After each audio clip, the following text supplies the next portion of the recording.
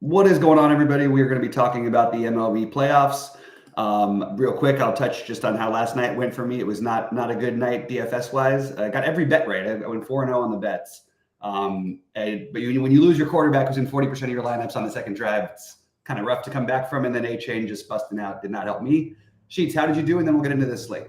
Just a terrible beat. I mean, like, I know it's whatever, but so Geno Smith in that last drive. Okay, so you got the first down on the other guy's 30. Mm-hmm. Okay, and they were letting them do whatever they want, right? Right. I literally needed not even 0.2 points from Geno Smith starting at 1st and 10. Okay, incomplete interception. And that cost me first in the FanDuel for a chop. Oh, God, I'm sorry to hear it, man. Yeah, so that was that. But ready to get after the baseball today. And yeah, it's a late swap sport, and it's almost like the Christmas slate in the NBA almost. Yeah. It's like you got baseball for, as what do they say, 7 hours of, and even more of baseball. Yeah, it's like 12 hours. Right, something like that. But you know what? It's playoff baseball, and all these totals are like 7.5. You know what I mean? Like that's or whatever it is. Those are the high ones. There's a couple sixes out there. Yeah, I mean that's what it is, man. I mean, like you don't get a break. No hitters get a break. If you think that they're going to hit off you, they'll bring in guys they brought up from AAA that no one's seen before. Like all kinds of crap. And not to mention the main thing probably being just how much pinch hitting there will be, especially when you see like a lefty starter. And it starts off in the first game with this Detroit, thing. You're gonna have some guys who are subbed out, very likely.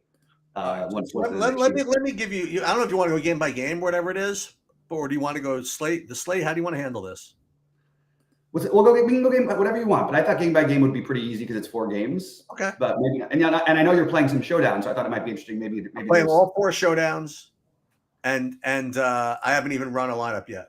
For them, I wanted to make sure who was playing in some of these games. And yeah, all the relievers are in play. I mean, if you don't play relievers in showdown, just don't even play today. I mean, like that, you have to play them, and you have to be willing to make zeros, and that's just the way it is because someone's getting in there.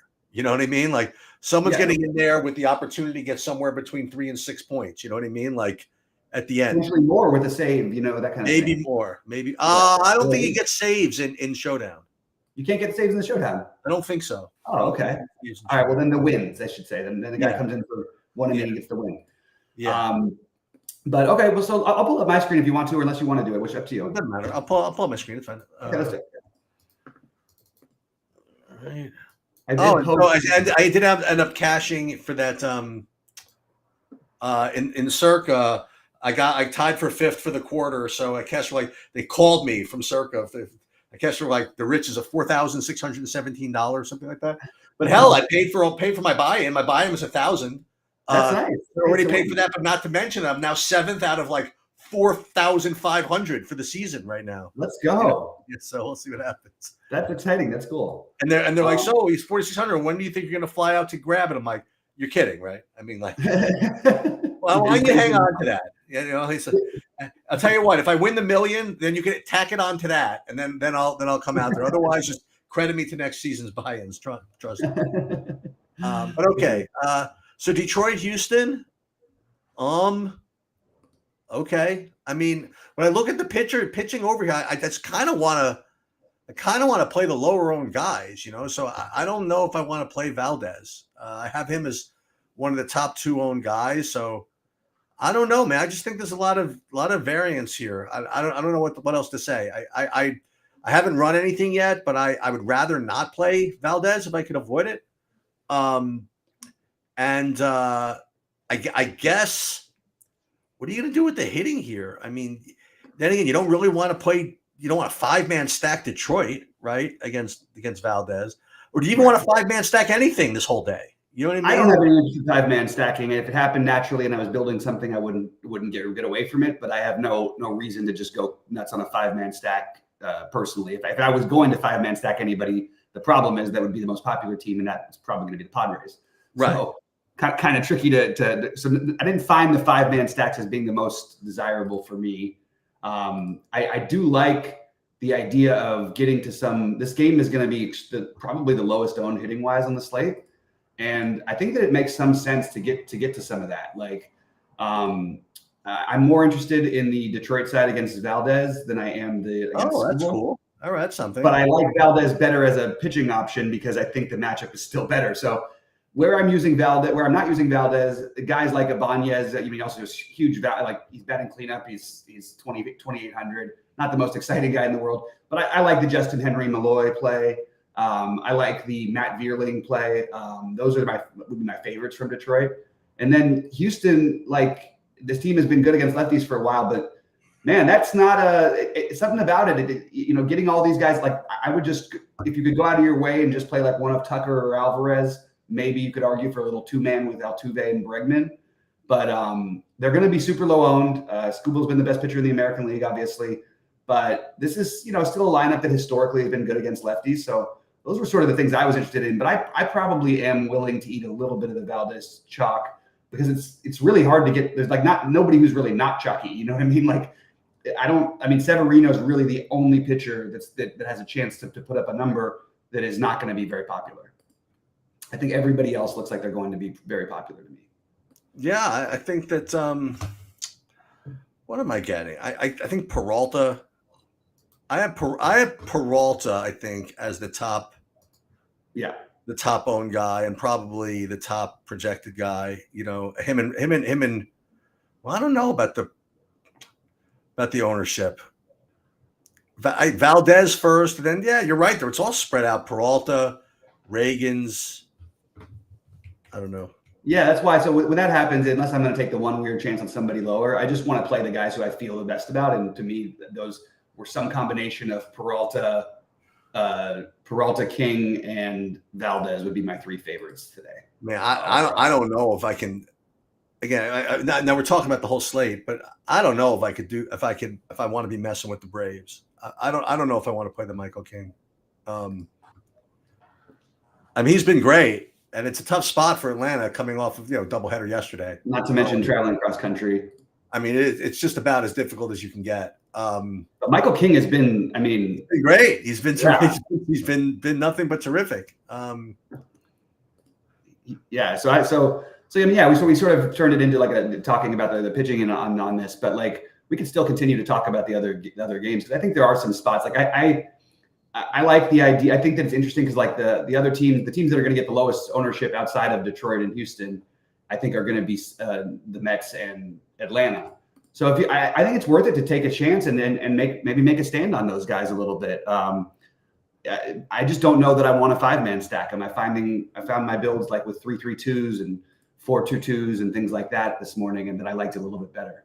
Well, I don't know. It's like I think you kind of hit the nail right on the head with Severino. I think that's what I want to do.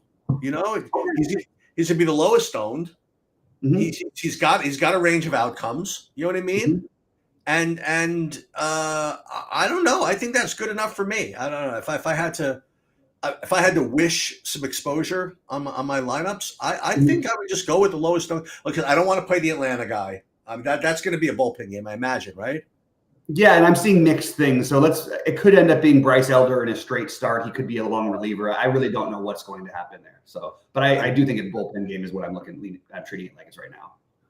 Let me just see what I get like when I just run these things. And by the way, obviously on this, especially in this on this day, there's literally no chance that these lineups now resemble what they're like at like 10 o'clock at night.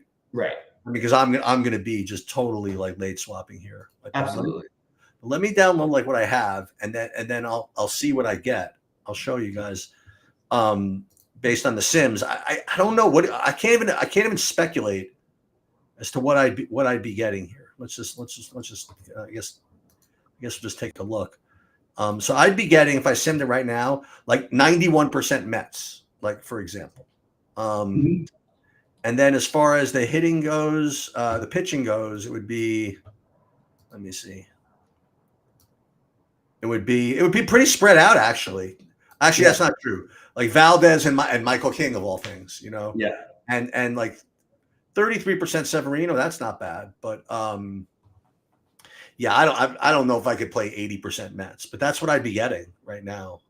Yeah, and there's some merit to it. Like the Peralta is, we've seen him have not be another wide range of outcomes guy at times, but he hasn't, like, I was hoping it would be like a little bit more history. It's got he's played against them enough times, but nothing like crazy, and nothing that really stood out. He's got a good strikeout rate, and he's been good against them.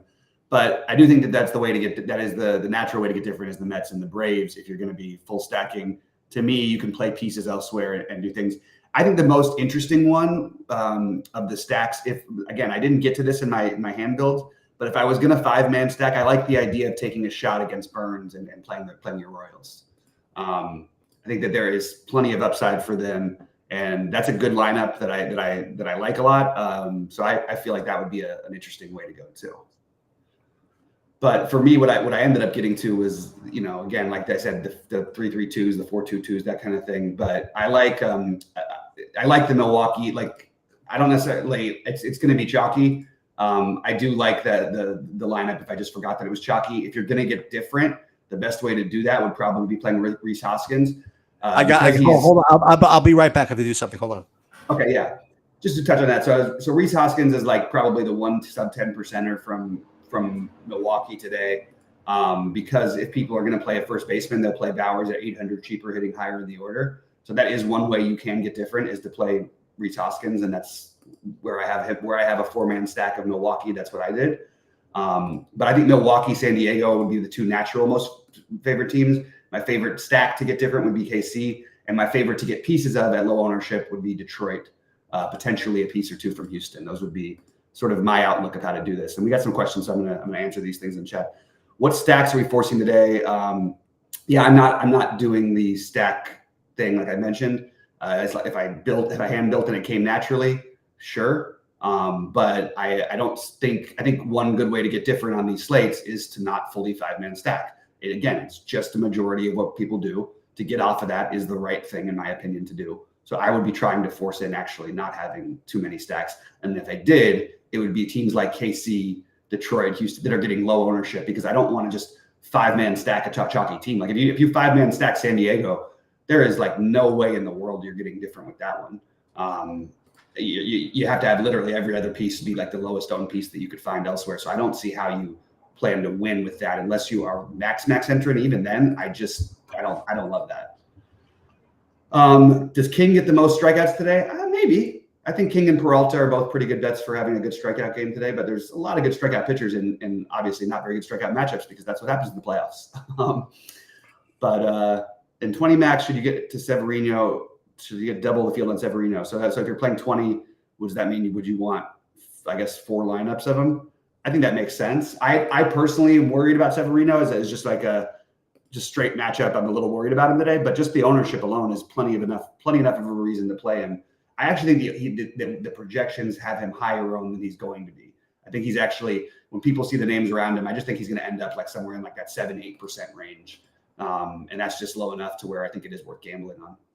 But let's see what you're building right now. Which are you building? Oh, you're building for all of them, but then this is FanDuel right now. Okay. Yeah, I looked through the FanDuel. And did you? And let me see. I'll see if I'll find any major changes that got there. It's tough. I don't even have the lineups for Milwaukee, Atlanta. You know what I mean? It's a long day. It's a long day. That's what it is. And single thing, like you're going to win with some zeros. You're going to win with some 3s and some 6s. Like you don't need to necessarily play for the ultimate home run upside, right? Just because there's not going to be that many. Listen, you'll have Houston bringing out the garbage cans or whatever. You'll have everybody's like bringing out whatever they got, Yeah. And I don't think it's going to be big runs scored. You know what I mean? I just don't. Yeah, I tend to agree with you. I actually think that, FanDuel pitching is just interesting to touch on, because Michael King, his projection is within like 2 points of all these guys, but he's projected to be like 10% owned, where everybody else is like 15 to 20. And I love the King today. So I would probably go out of my way and play him as my highest owned pitcher on FanDuel to get a little bit lower ownership, because it's pretty spread out elsewhere. And the guy's got good stuff. I like the fact that they're flying across the country after just barely sneaking into the playoffs. The Braves have some good guys in their lineup, but it's not like they don't strike out. So you have plenty of upside against them. You just have to hope sort of not to get BABIP to death because you gotta hope the balls they put in play are not home runs, I guess is what I'm saying. But yeah, I think that it's King for me as my favorite, just because he's I'm going on FanDuel. You see what I'm doing here. I'm going with the impossible. I'm going with the impossible. I'm going with Mets hitting on no days rest off a doubleheader going into whatever. So that I love that just as a concept. You know what I mean? It makes perfect sense because and also doing the Mets hitting. No, it makes perfect sense. If you're going to play Severino, playing the Mets hitting is the best way to do it because then you're getting leverage because his price is so close to Peralta. So for him to outscore Peralta, you're going to need the Mets to actually do something. That's not true. to mention that you're obviously in an advantageous situation if you're playing with the lead. Yeah, so it's and again, you're playing a lot more of the other stuff than I am. Is there any specific? And I thought you made a good point about the relievers for Showdown.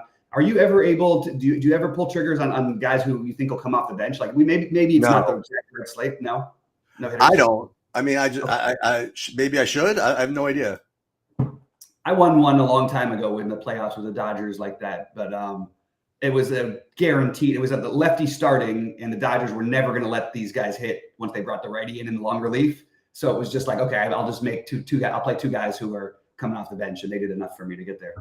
Listen, if it was like the World Series, like where they pay like $500,000 for first, and there'd be like 700,000 entries or something like that, and I guess you kind of have to like try it. But it's not like these showdown slates are not like not that hard. You know what I mean? When I say that, I mean like it's not like impossible to get unique lineups. Right. You have nine players, 18 players to choose from, plus relievers. You know what I mean? So it's not like football. It's you can get unique in these lineups without having to go to speculate from guys that are coming off the bench. I don't think. I mean, I haven't done any data or anything like that. But well, actually, and I was saying that in that case it was a little different because you had an opener basically going, which I knew for the Dodgers they were going to absolutely with the long reliever they were going to substitute in the third inning. So you're actually getting more at bats than you are the guys who are starting. Yeah, and and believe it or not, I also didn't really like. I don't know. I don't leave money on the table either. You know what I mean? I just kind of roll with these things. Saberson does a good job of getting you relievers when they want you to. Yeah. So I'm actually listen. The reality is that if you really knew baseball and you knew which one of these relievers is more inclined to get in there, then you could probably get a bit of an advantage over the Saberson projections. Yeah. And X out some of these turkeys. Like I'm getting like both H. Neris and Josh Nader. And Will Vest in this lineup. You know what I mean? I have no idea. Yeah. I have no idea.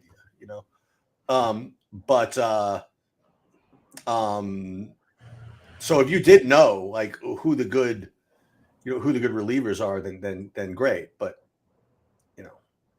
aside from that, I'll just let Saberson guide me in these ones.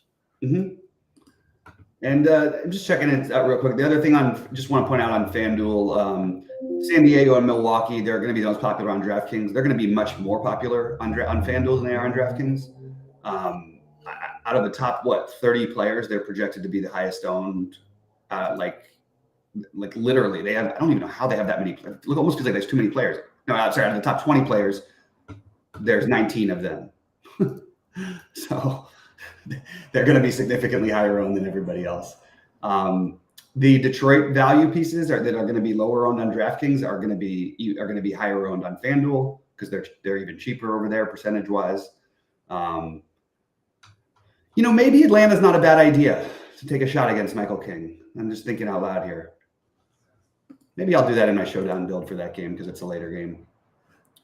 But I still think we only have the 3 lineups out, right? No, we have. No, I'm sorry, we have 5 now. No, I didn't see nothing surprising. Yeah, we got some stuff. We got other guys. Yeah.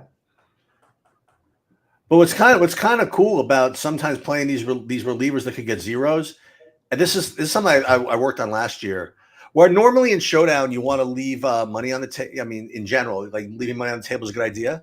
Like if you get these showdown baseball slates where you can max out your salary, like and then use like a reliever at 4K, right? That even if he's going to get zero, the idea of that is that the only way that the other, like if the other 5 guys in your lineup smash, the Mhm. only live lineup is going to be one with 0.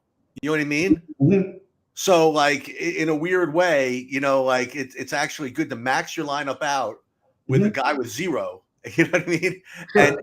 And not make it 0, but listen, obviously he's got some upside from that. Great. But you think of the scenario where, you get the right 5 guys smash. You're like, oh, how do I get to those guys? Well, you had to put a guy in to get a 0. You know what I Right. mean? Right. In baseball, the way results distribute, that shit can happen, Yep. Yep. We'll I'm see. looking forward to the Dodger slates with it because I have a lot better of a feeling for what that team's going to do than I do for some of the other teams. Yeah. You know? Yeah. But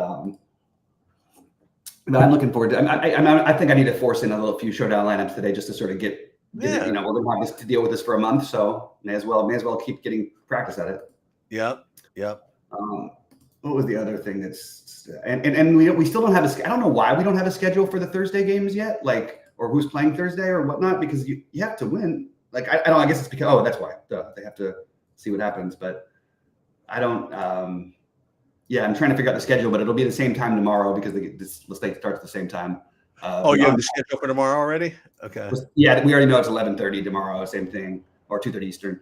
I'm just going to double check if I can get anything from this. Let's see something. Sorry, oops, hit the wrong button. All right, let's see.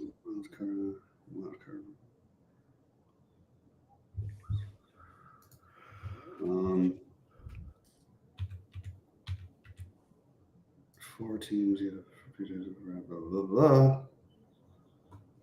Okay.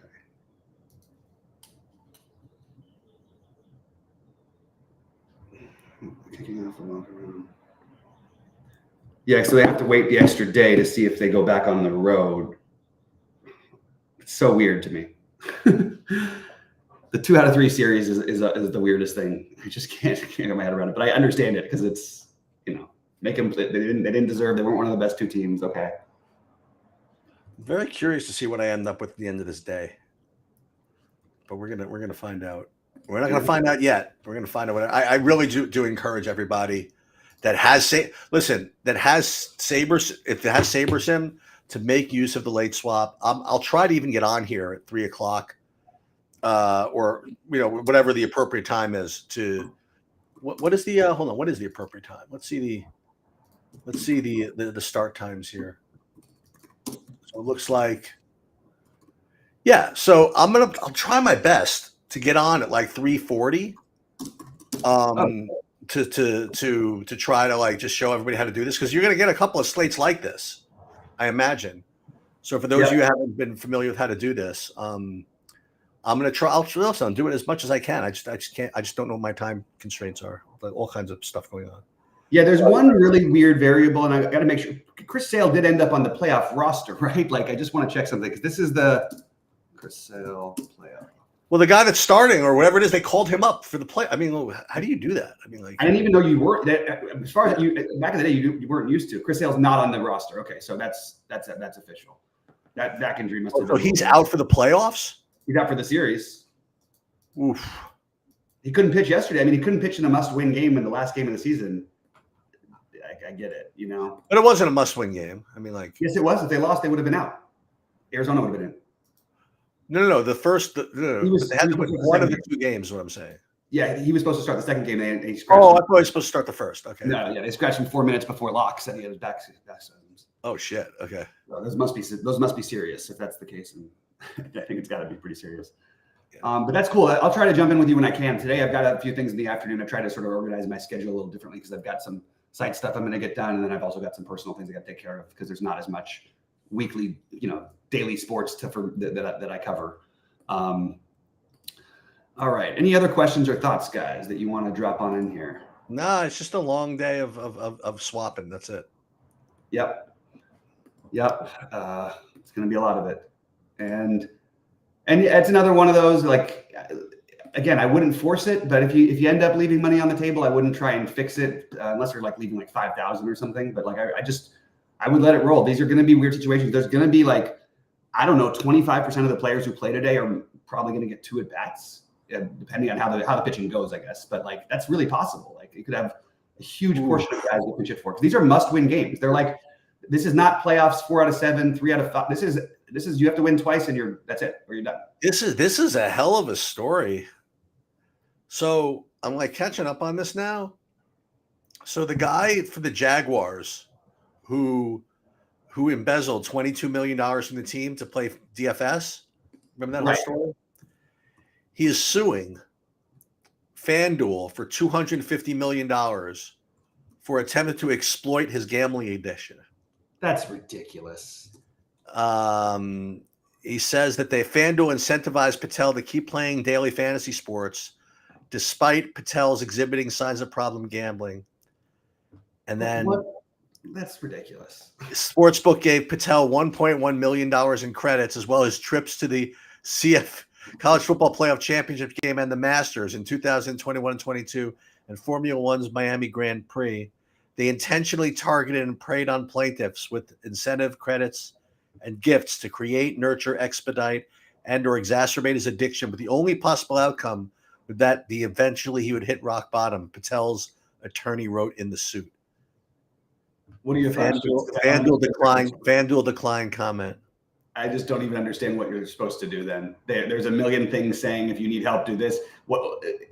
At some point we gotta police ourselves. It can't be someone else's responsibility if one of us makes a Hang on, it says consistent mistake. It says, I'm trying to look at reading some of this. The suit alleges that Patel's VIP host, and they've mentioned his name, Brett Krause, communicated with Patel as many as 100 times a day between 2021 and 2023, on occasion contacting Patel on days he was not gambling to find out why.